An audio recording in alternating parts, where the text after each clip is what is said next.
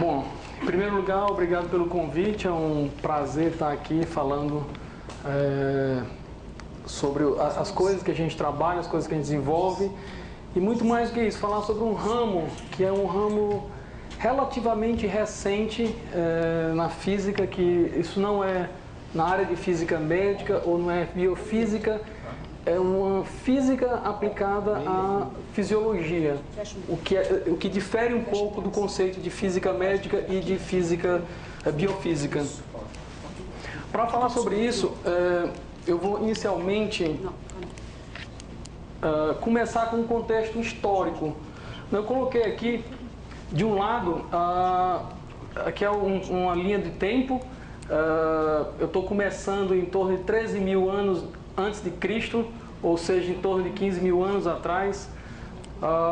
Isso aqui, obviamente, essa escala não é linear, ela se torna linear nesse finalzinho, mas aqui nesse começo não é linear. Então eu tenho em torno de 15 mil anos atrás. O que é que aconteceu há 15 mil anos atrás? Bom, uma das coisas, o primeiro, há 15 mil anos atrás, os chineses começaram a desenvolver uma espécie de astronomia, começou a documentar alguma coisa em astronomia. Então, você pode considerar um pouco, na realidade esse seminário, isso aqui não tem um rigor histórico muito grande, eu quero simplesmente mostrar um pouco dessa analogia do que aconteceu na física e o que foi acontecendo na biologia.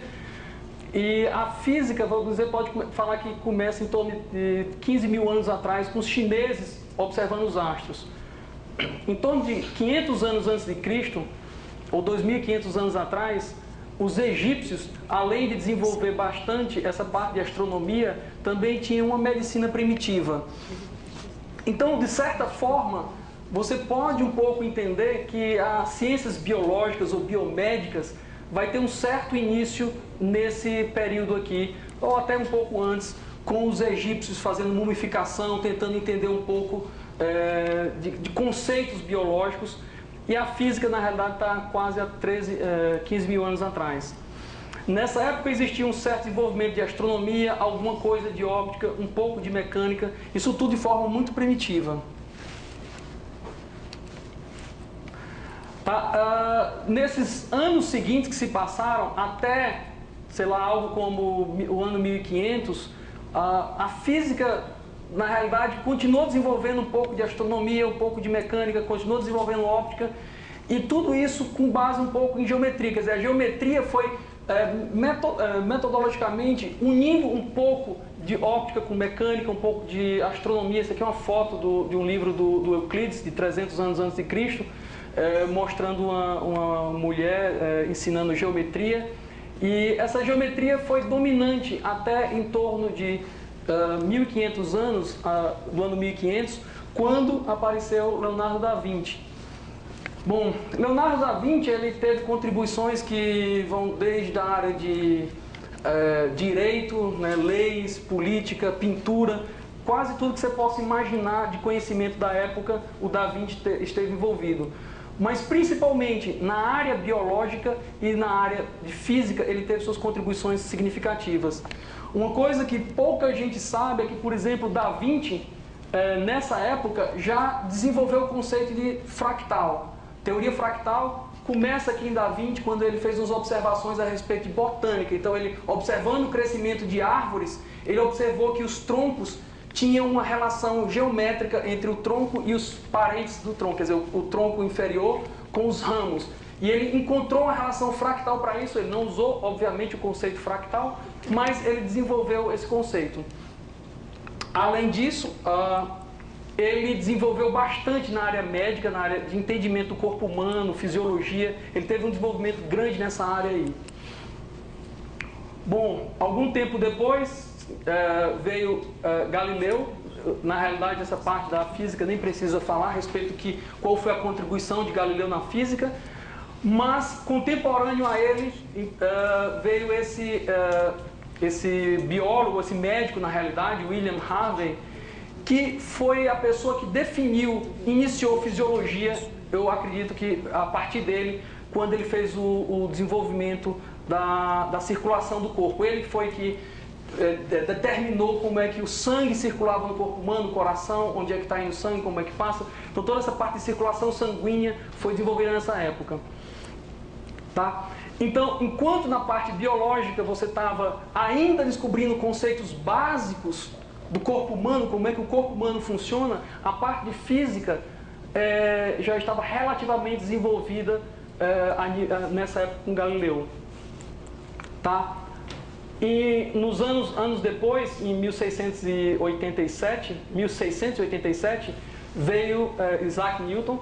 Nem precisa também falar a contribuição dele na física, mas o importante é que nessa época, quando ele publica as leis de Newton e a gravitação, talvez tenha sido a primeira lei física, o primeiro grande matematização da física. Você dizer, a física necessita da matemática. Então, a gravitação, quando Newton mostrou a teoria da gravitação, ele inventou o cálculo diferencial integral, ele fez provou que as coisas funcionam com base na matemática, diferente do que Galileu fez, que foi observar o fenômeno e fazer vamos dizer, um ajuste de uma equação para encontrar a equação do fenômeno.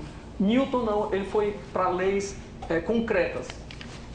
Para você ter uma ideia do que estava acontecendo nessa época, Robert Hooke descobriu células, ele usando um microscópio, que teve sua origem em Galileu, tá? O microscópio teve sua origem com Galileu, mas foi desenvolvido, isso aqui está o desenho do microscópio que ele utilizou, você vê um negócio bem primitivo, não uma vela, mas uma lâmpada, uma luz de óleo, passava por uma lente, jogava aqui, observava por esse telescópio invertido, que foi o microscópio. Então, observe que enquanto você na física estava falando das leis de Newton, colocando um acoplamento concreto entre a matemática e os conceitos da natureza, a biologia estava nos passos, talvez aqui seja o passo inicial, onde você começou realmente a dizer, existem células, logo depois veio os micro-organismos, doenças, e aí foi todo um progresso em cima da parte biológica. Tá?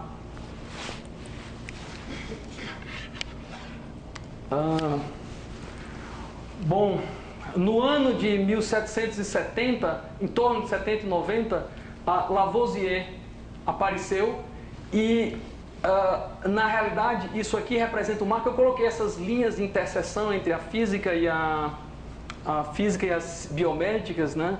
Aqui foi o Da Vinci, que houve uma certa interseção, os egípcios também houve uma certa interseção.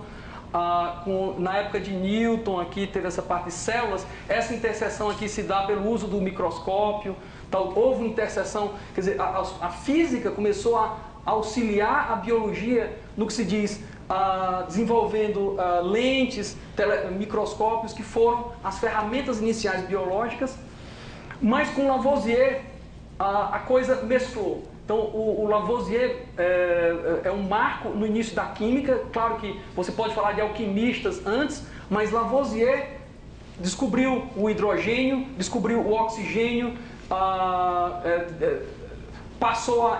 com isso ele conseguiu determinar o metabolismo do corpo humano. Isso é, você respira oxigênio, emite gás carbônico, existe o consumo de oxigênio. Então, o Lavoisier, ele fez uma ponte, ele não só criou a química, no meu ponto de vista, novamente, ele não só criou a química como existe hoje, como ele fez essa ponte entre a física e as biológicas, desenvolvendo várias coisas, elementos químicos. Ele descobriu o papel do oxigênio na respiração, ele desenvolveu a química quantitativa, conservação de massa, etc. Aqui está Lavoisier, aqui o laboratório dele, na França. E esse período pós-Lavoisier foi um período de grande interseção. Foi um período que chama da física experimentalista, onde houve várias descobertas na área termodinâmica, na área de eletromagnetismo, e essas coisas se misturaram bastante com a química e com a biologia. Existem muitas pessoas que estavam contribuindo para uma área, tinha contribuições na outra. Isso aqui foi uma grande mesclagem entre ciências físicas, químicas e biológicas, esse período aqui. Após em torno de 1800, esses 20 anos aqui, de 1850 a 1870, a física teve uma grande revolução, não só com a mecânica estatística devido a Boltzmann, teoria eletromagnética, e na biologia Darwin escreveu Origem das Espécies e Rudolf Virchow, em 1858, fez a teoria celular.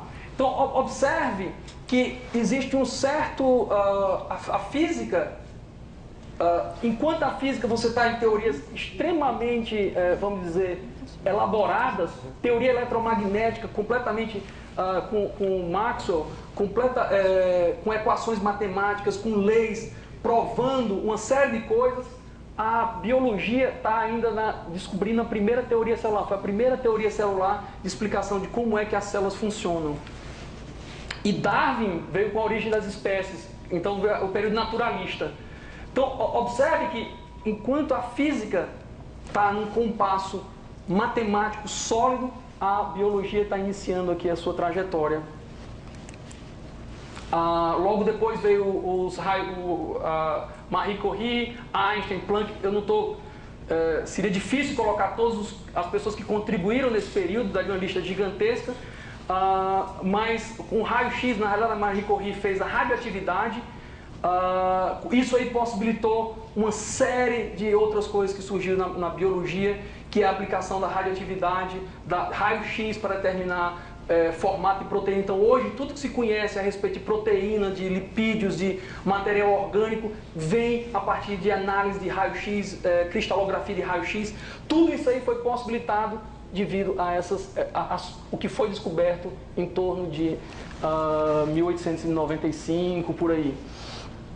Tá? Então, esse contexto histórico aqui é mais para dizer o seguinte, para mostrar o seguinte: existe as ciências estão, de certa forma, se comunicando, seja a física dando recursos para a química ou para a biologia, com uma matemática que estaria por trás aqui, que estaria dando recursos para a física. Naturalmente, toda essa elaboração física surgiu porque existia uma matemática elaborada.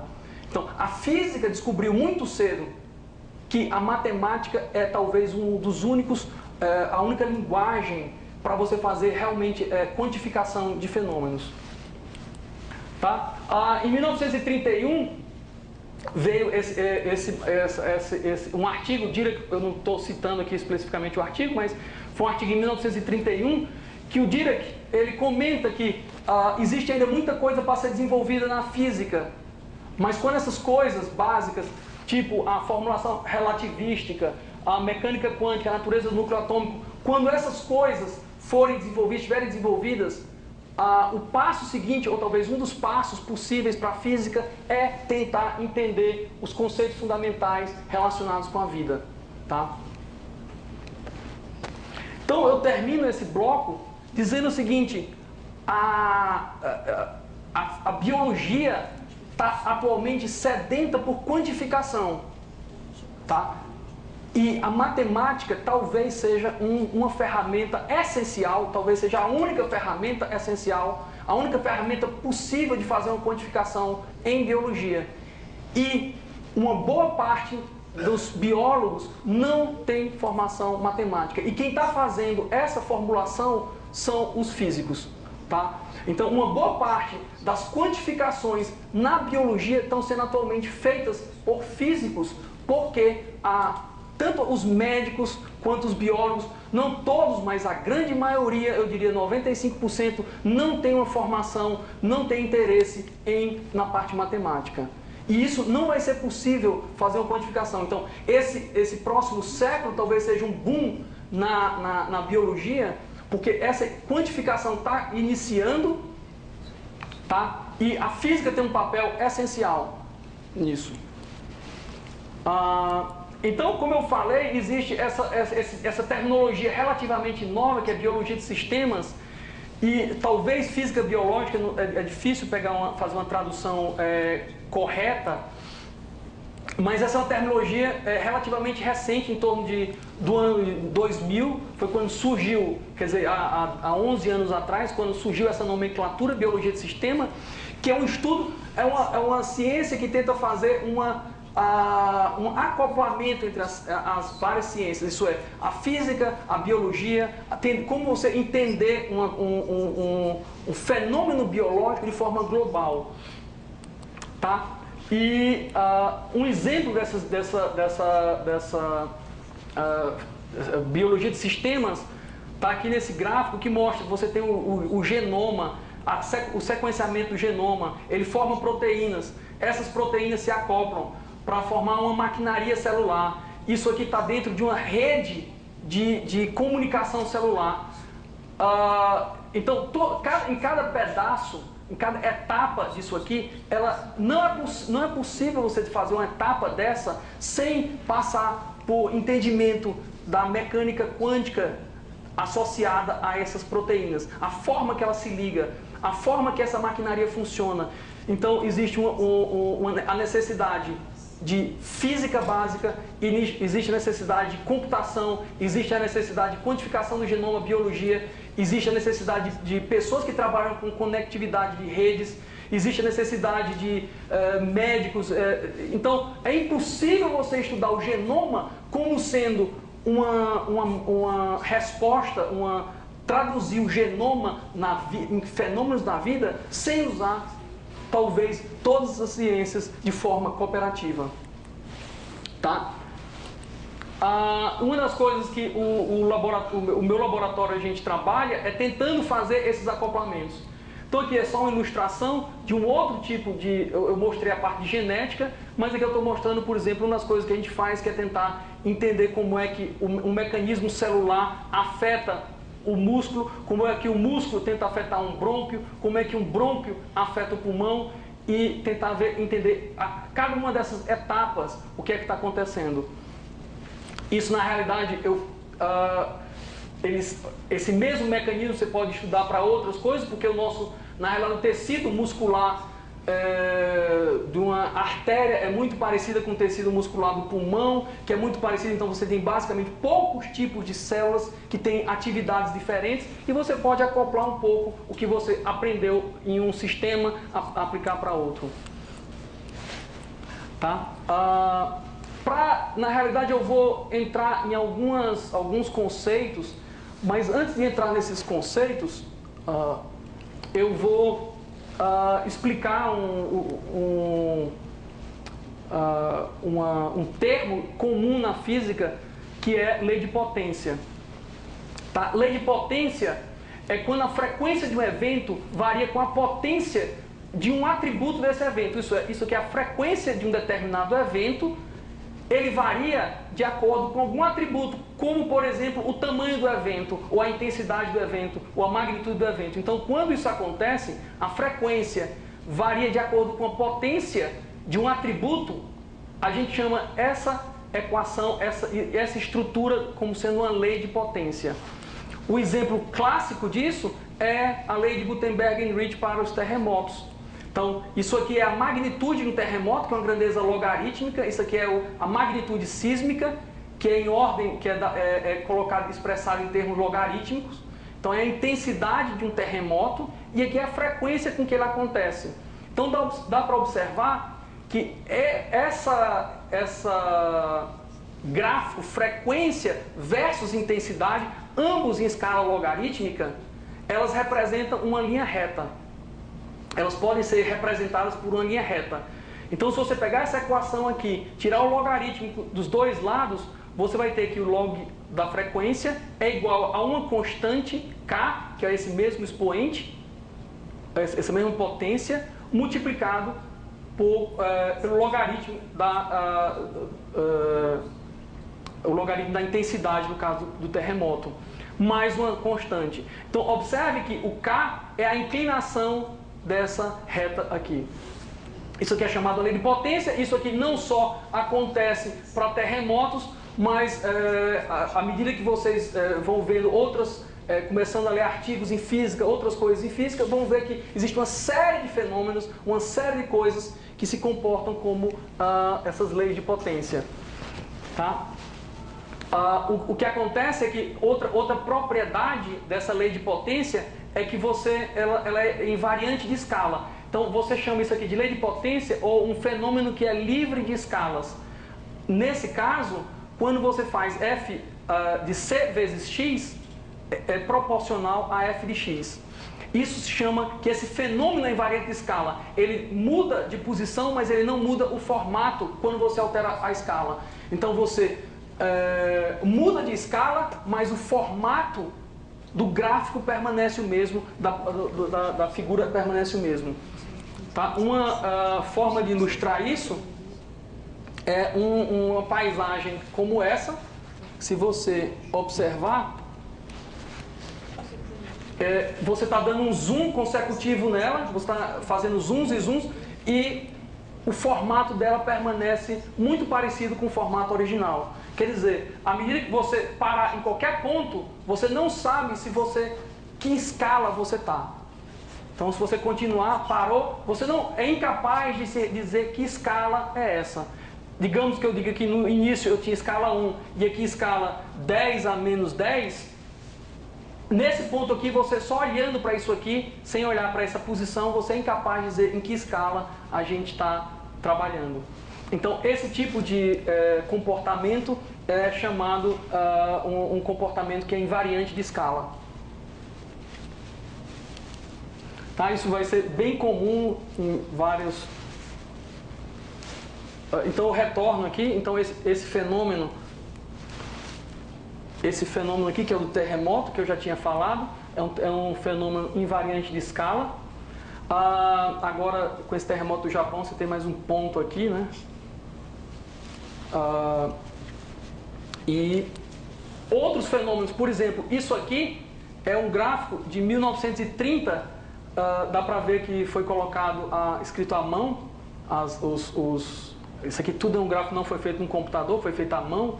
E isso aqui é o calor produzido por dia por um animal qualquer.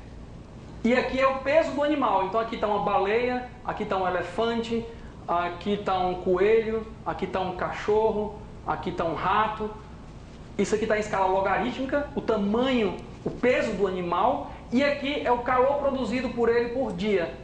E dá para observar que esse fenômeno é uma lei de potência. Isso é uma linha reta numa escala duplamente logarítmica. Tá? Esse calor produzido pode ser, hoje você chama isso aqui de metabolismo. Então o metabolismo varia de acordo com o peso de algum animal, de acordo com a lei de potência. Observe que isso aqui vai de 100 mil quilogramas até 0,01 quilogramas. Então são 3, 5, 6, 7 ordens de magnitude esse fenômeno acontece. Praticamente para todos os animais conhecidos aparecem mais ou menos dentro dessa lei. Tá? Isso aqui é um trabalho meu. A gente também mostrou, por exemplo, que existem sons emitidos pelo pulmão quando tem algum tipo de doença. Então esse ruído que o pulmão produz é chamado ruído de crepitação, que é o que, se você for num médico, ele vai colocar um estetoscópio para escutar o seu pulmão, ele vai estar interessado em escutar esses sons. Isso aqui é uma gravação desses sons. Se você der um zoom, você observa que isso aqui é um estalo, isso aqui é outro, isso aqui é chamado um crepitante, isso aqui é outro crepitante, esse som. Você pode observar o intervalo temporal entre esses sons ou a magnitude desses sons. Qualquer um deles vai seguir uma lei de potência, da mesma forma que terremotos, da mesma forma que... Então, essas leis de potência acontecem em fenômenos que vão desde o metabolismo, vai a terremoto, sons do pulmão, mas também queda de bolsa de valores, e você pode... existe uma quantidade gigantesca, eu acho que são milhares de artigos que você vai encontrar na literatura falando de leis de potência. Então, o que a gente aprende com a lei de potência? O que a gente aprende é que, uma vez que um comportamento qualquer se enquadra numa lei de potência, nós podemos fazer uma previsão de comportamento. É tanto que uma prova disso, falando de coisas mais recentes, com esse terremoto no Japão, logo depois do terremoto grande, um ministro chegou e disse: olha, existe uma probabilidade de 70% de ter outro terremoto de escala 7 nos próximos 2 dias.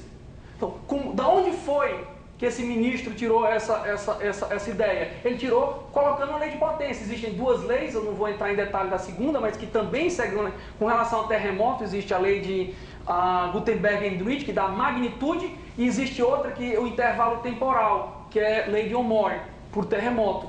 Então, uma dá a intensidade, a probabilidade de ter uma intensidade, e a outra dá do intervalo entre um terremoto e outro. Acoplando essas 2 leis, o ministro chegou, ele nem sabe dessas 2 leis, com certeza, mas um especialista da área chegou para ele, olha, acoplando essa lei de potência com essa lei de potência, existe 70% de chance de ter outro terremoto daqui a 3 dias. Então, lei de potência serve para isso.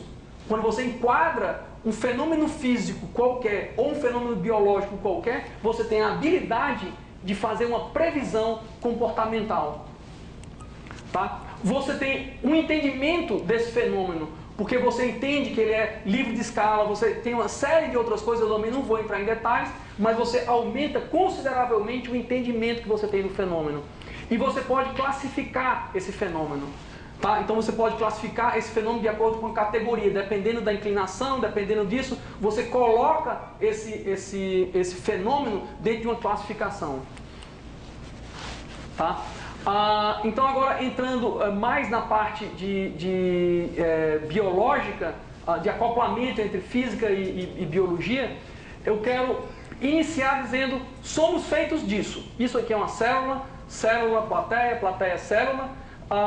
Isso aqui são polímeros, em verde, esse que você está vendo em verde são polímeros, chamado polímero de actina.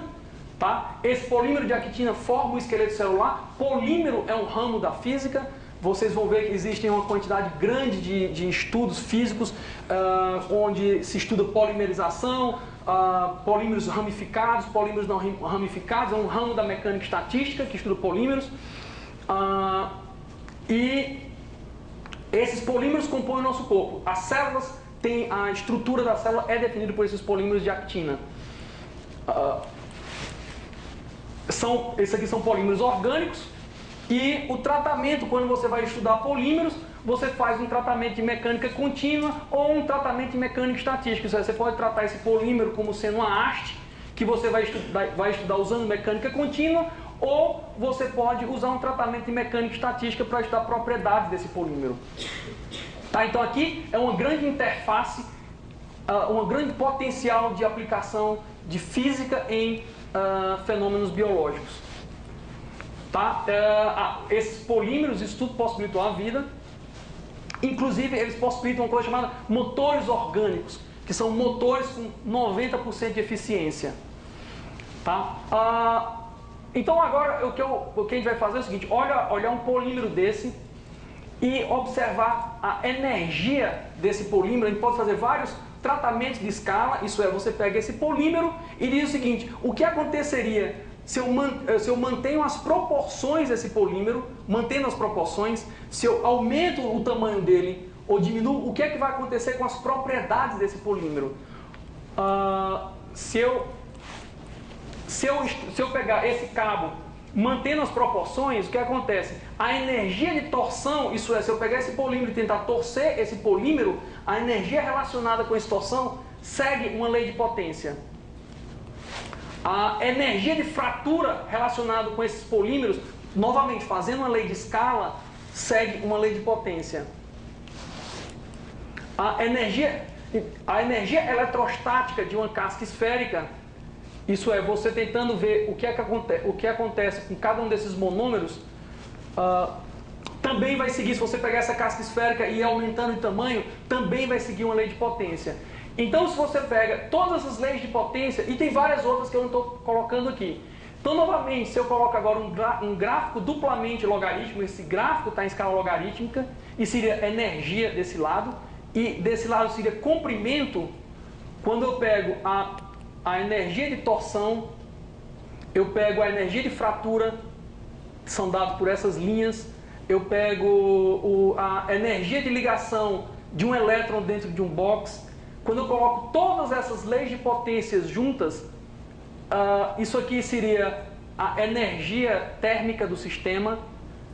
Isso aqui, esse quadrado é a energia de ligação de um hidrogênio, a bola é a ligação covalente, é um círculo. Quando você coloca isso tudo, dá para ver que existe uma região, que a gente chama essa região aqui, é uma região de confluência de energias. Isso é, todas essas leis de potências, elas se unem relativamente próxima da onde estão as dimensões envolvidas com a vida.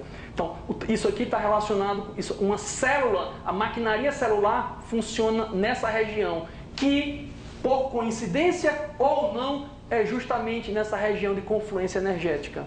Tá? Uma observação importante é que isso aqui é energia térmica.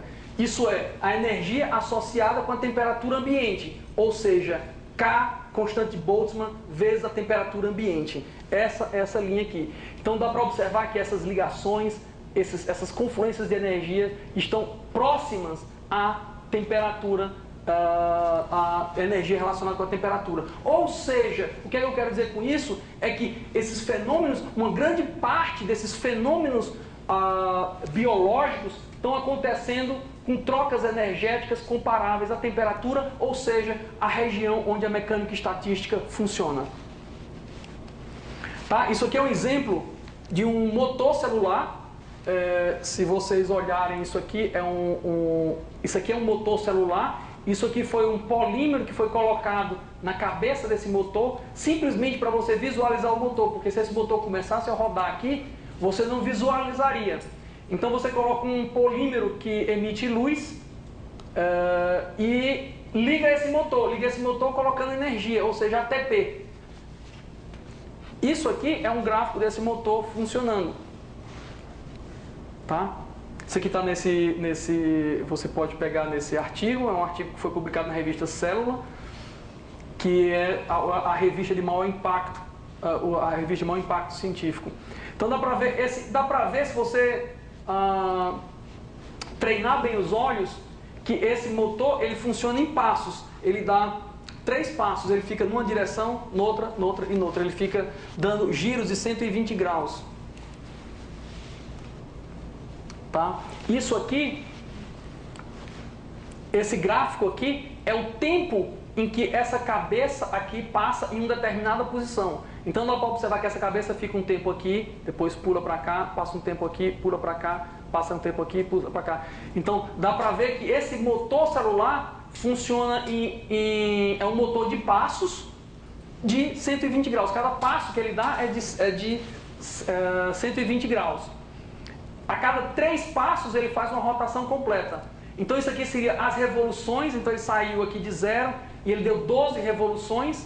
Cada revolução dessa tem 3 passos, então cada linha dessa seria um passo desse motor. E aqui seria no tempo. Então dá para observar que esse motor passa um tempo aqui no espaço 1, depois ele passou um tempo aqui, outro aqui, deu uma revolução completa. Um tempo aqui, foi, voltou, um tempo aqui, passou um tempo aqui, e ele voltou. Observe que em alguns pontos ele retorna, tá? Esse retorno é puramente devido à temperatura, efeito térmico. Então o motor estaria programado para rodar nessa direção, mas como isso aí é uma maquinaria térmica, ele aqui e ali, o efeito temperatura faz com que ele retorne, porque esse motor está funcionando muito próximo, as energias envolvidas com esse motor estão muito próximas à energia da temperatura, isso é a KT.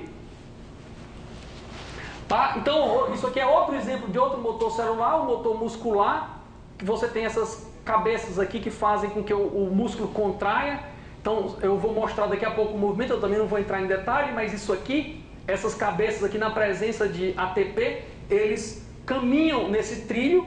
Isso aqui é um trilho de actina e aqui são os motores celulares que caminham aqui nesse motor. Isso aqui é um filminho que mostra isso. Então,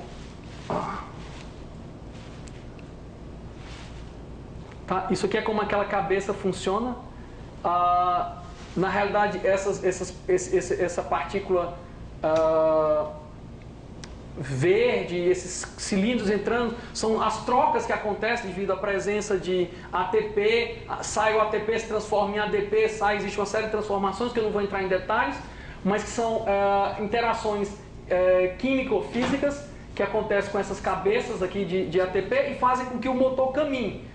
ele literalmente faz isso dentro do nosso corpo. Quando você vai contrair um músculo, você tem milhares, milhões dessas cabeças fazendo essa movimentação que faz com que o músculo ande. E na realidade, cada uma dessas cabeças estão formando um músculo. Isso aqui seria uma quantidade grande de cabeças que estão fazendo essa movimentação e puxam o seu músculo para fazer essa contração. Então, isso também é uma área de interface, uma área que você pode, que a física pode atuar muito bem. Tá? Então, chegando na parte final desse colóquio, eu quero mostrar o seguinte, que a gente viu um pouco de como a mecânica estatística afeta, quer dizer, que o corpo humano, a maquinaria celular, funciona muito próximo à temperatura, à energia associada com a temperatura, isso é KT. E agora a gente vai observar o seguinte, que o que eu quero mostrar é que as células do nosso corpo são muito parecidas com vamos dizer, um material conhecido na física como soft glass, ou seja, um vidro, uma substância vítrea mole. Então, isso aí é outra característica que um físico pode observar um fenômeno biológico e dizer, isso parece muito com outro que a gente conhece muito bem. Então, o que foi feito? Essa teoria do soft glass aplicado ao corpo humano, às células, é de 2001, entre 2000 e 2001, quando observou-se que as propriedades mecânicas das células formam gráficos, né? Quando você coloca essas propriedades mecânicas das células, tem uma estrutura muito parecida com o que se conhecia de materiais vítreo-moles. Então, simplesmente, o papel de um físico aí é simplesmente mapear. Então, isso aqui se conhece muito bem. Então, como é que a gente pode mapear uma coisa na outra e aumentar o nosso entendimento nisso aí? De forma rápida, então. Um ano não se conhecia nada sobre essas propriedades mecânicas de célula. No ano seguinte, se conhecia tudo que se sabia do passado desses materiais vítreo-moles. Tá? Então, você consegue fazer uma analogia muito boa entre as propriedades mecânicas de um vidro com as propriedades vítricas moles próxima à transição de fase. Na realidade, é como se a célula estivesse vivendo próximo à transição de fase. Ela, ora, está mais para um sólido, ora, ela está mais para um líquido, e ela vive ali muito próximo dessa transição. Tá? Nesse ponto de vista, para uma célula, a temperatura, e que acontece também nessas propriedades vítreas, é que uma célula em si, a temperatura ambiente não conduz o sistema para o equilíbrio. Se uma célula está próxima de um equilíbrio, mas muitas vezes a temperatura não conduz ela naturalmente, porque a célula em si, ela tem a propriedade, ela está aderida a outras células, tem outras configurações que impedem que a temperatura em si faça com que ela vá para o equilíbrio. Porém, uma hidrólise de ATP é 25 vezes maior do que KBT, o que faz com que a célula possa encontrar o equilíbrio, não necessariamente através de equilíbrio térmico normal. Tá? Isso aqui são esferas. Essa aqui é uma forma de se encontrar. Na realidade, eu falei que essas propriedades das células, a gente encontra essas propriedades mecânicas da célula e compara com do material vítreo mole. E como é que a gente encontra essas propriedades mecânicas? Uma das formas é isso: você pega uma esfera, isso aqui é uma esfera, essa esfera está aderida, dá para ver que ela existe tem uma cola, ela está aderida à célula. Isso aqui são células. Tá? Isso aqui seria uma estrutura celular. Isso aqui você tem esferas anexadas a esferas anexadas a células. E você pode monitorar a posição dessa esfera. Então, usando um microscópio, você pode monitorar como é que essa esfera está se locomovendo aqui dentro. Isso qual é o processo difusivo por trás da movimentação celular, da movimentação dessa esfera. a forma que a esfera se movimenta vai estar relacionado ao metabolismo e várias outras propriedades da célula. Isso aqui especificamente, eu peguei essa figura aqui, é uma célula quadrada.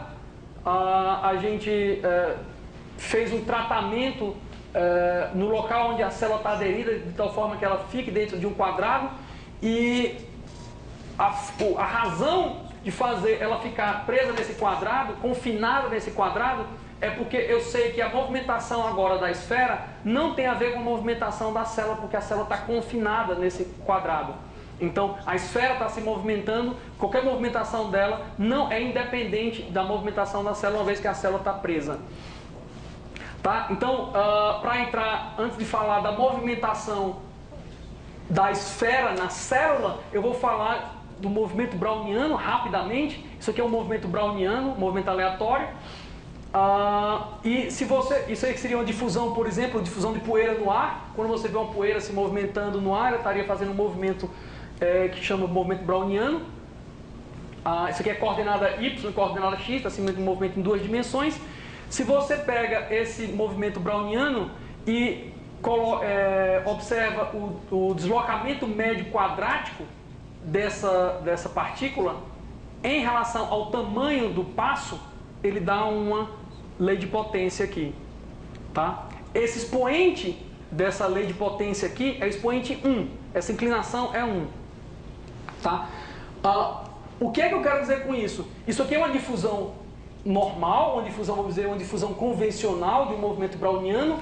A propriedade, a relação entre o deslocamento médio quadrático e o tamanho do passo dá uma lei de potência com inclinação 1. Quando a gente olha para uma célula, ele vai ter dois regimes de lei de potência. Um regime que tem inclinação 1.7, outra que tem 0.5. O que quer dizer isso? Um regime o ângulo inferior a de uma difusão, um movimento browniano, que seria 1.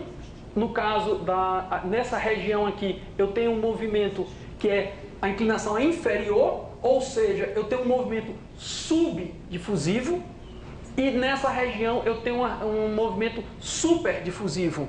Então, eu posso pegar um problema que a princípio não se conhecia muito e dizer, agora eu separo esse problema em duas regiões. A primeira região, que é para passos pequenos, para intervalos temporais pequenos, a esfera está em formato subdifusivo, ou seja, ela está presa no sistema, e para intervalos temporais maiores, ela está num processo superdifusivo.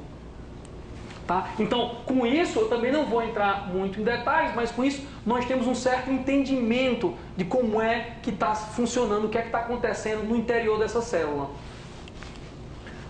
Outra propriedade que a gente pode analisar é o intervalo temporal entre os eventos. Então, essa esfera está se movimentando lá dentro, ela tem uma movimentação com passos pequenos e a cada intervalo temporal ela tem uns passos maiores.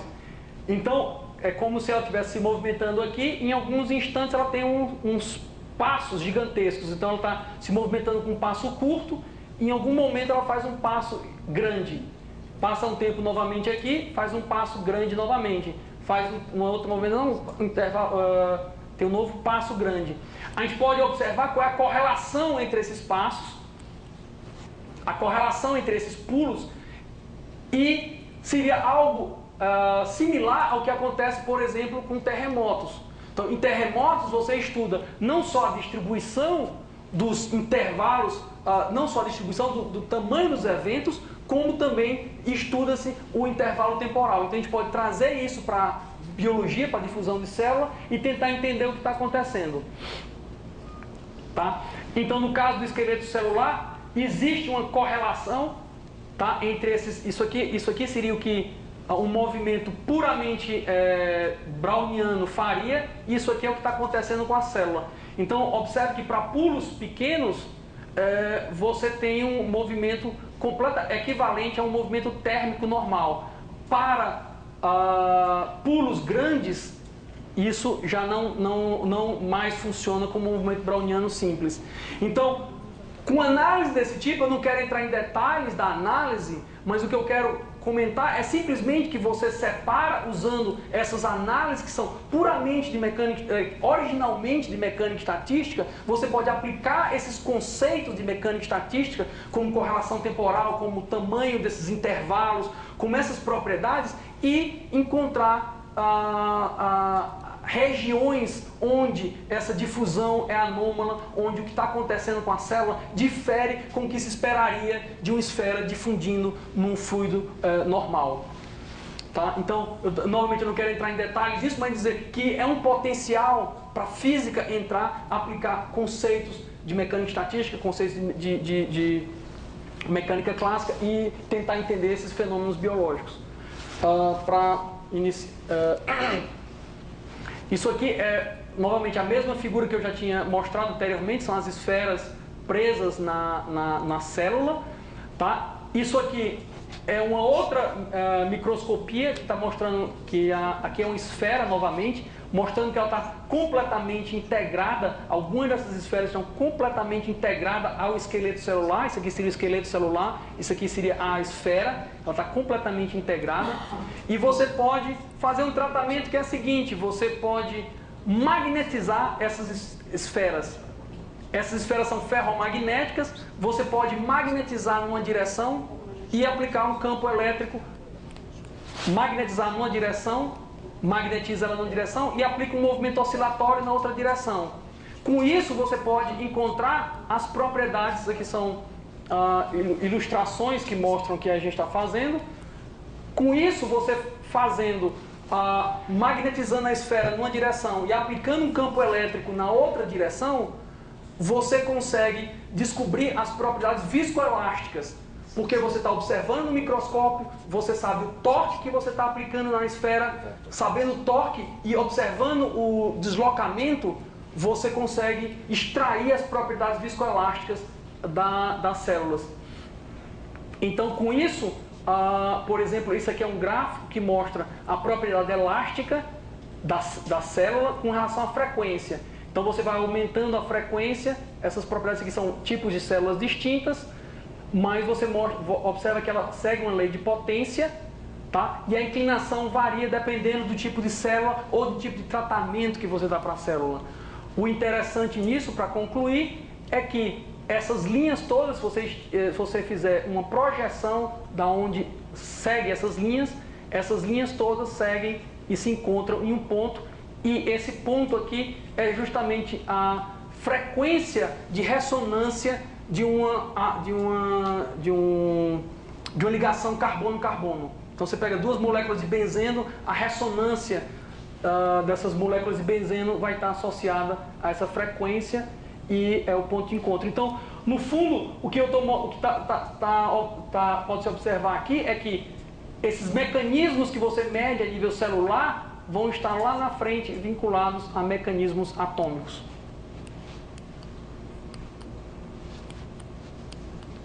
Tá? Então, eu concluo mostrando aqui uma tabela esse aqui seria o módulo de Young, que vai da ordem de 10 até 10 a 12, 10 a 12 para o diamante, e você tem aqui as várias materiais. Aqui eu tenho o diamante, aqui eu tenho o vidro, aqui eu tenho o gelo, e aqui você vai reduzindo o módulo de Young,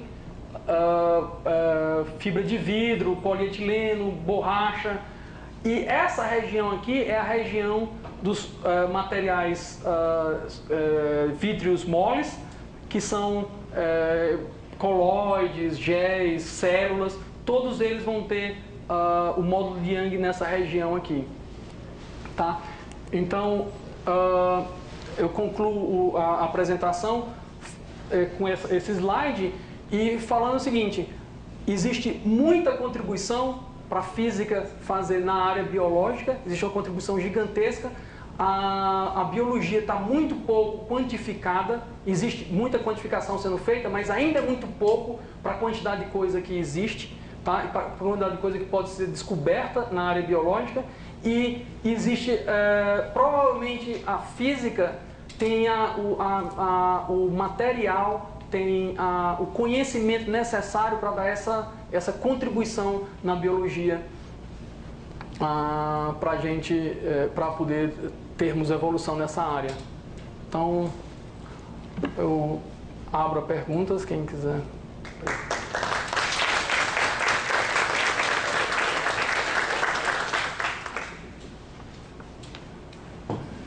Bom, antes das perguntas, deixa eu só lembrar a vocês que semana que vem a gente tem um convite, que vai ser o professor Marcos Pimenta da UFMG, que vai falar de fluoreno e grafeno, coisas ligadas ao terminal do ano passado. Perguntas?